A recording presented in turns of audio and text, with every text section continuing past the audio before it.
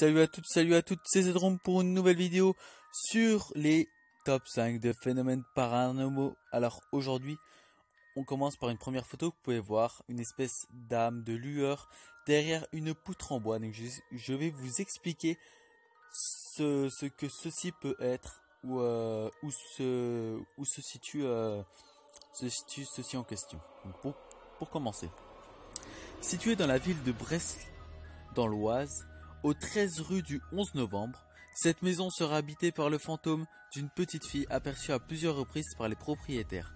Bruits divers et variés, verrou qui s'ouvre tout seul, vos sensations de froid caractérisent cette présence présumée. L'association Haute-Normandie Paranormale a même capturé l'image de cet esprit frappeur, particulièrement actif. Donc comme vous pouvez le voir, c'est un esprit frappeur. Passons à la deuxième image.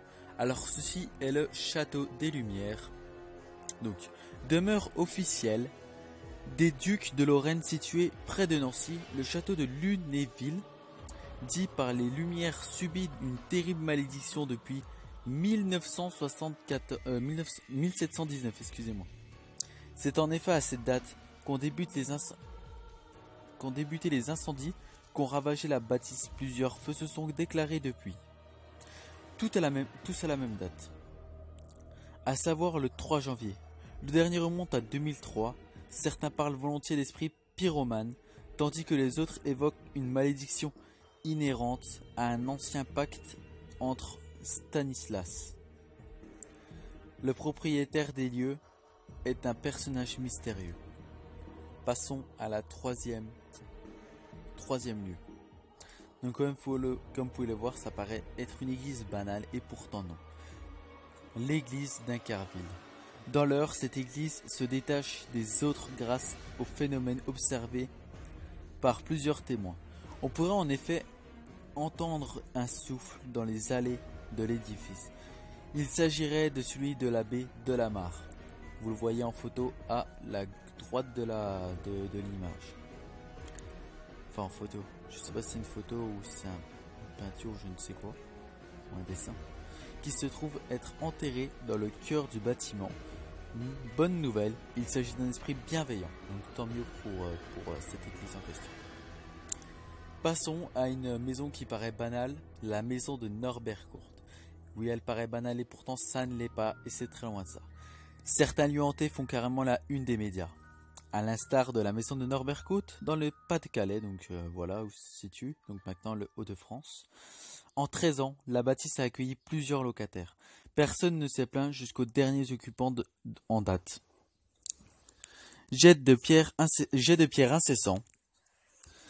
Fruits flottants, fruits volants, c'est la même chose en quelque sorte. Chaises qui bougent toutes seules, porte-avions agressifs, les exemples ne manquent pas. Même le maire en visite chez les locataires a pu observer des choses étranges.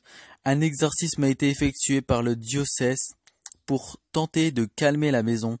Là encore, les phénomènes divisent, comme en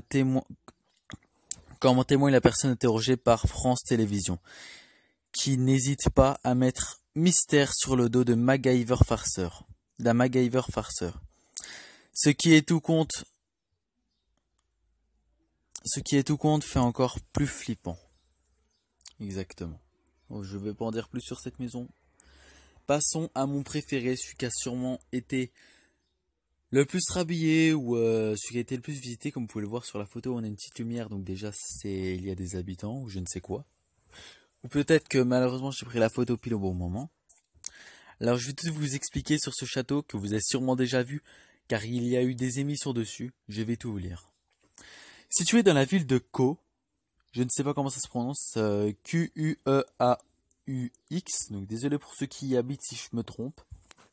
Au cœur du département de la Vienne, ce bâtiment majestueux a été répertorié dès le XIVe siècle.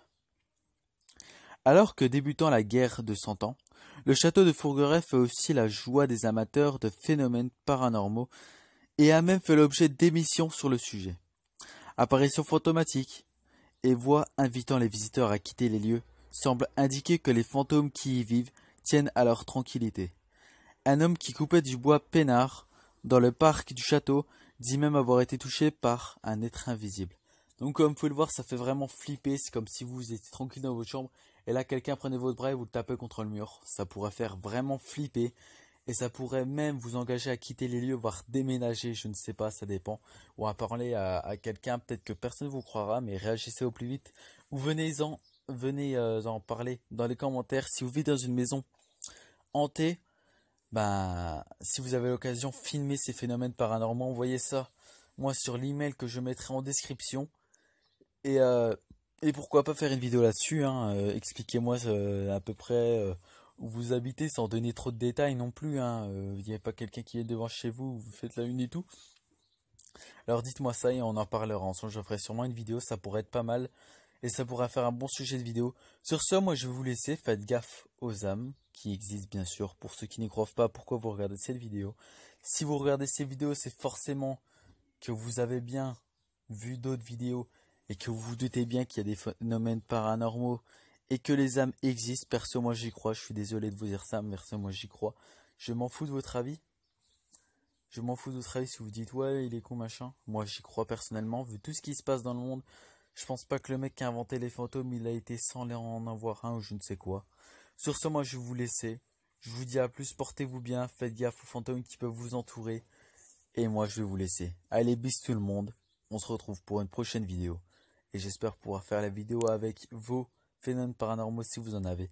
Je vous dis à plus et portez-vous bien. Et faites gaffe. Bisous.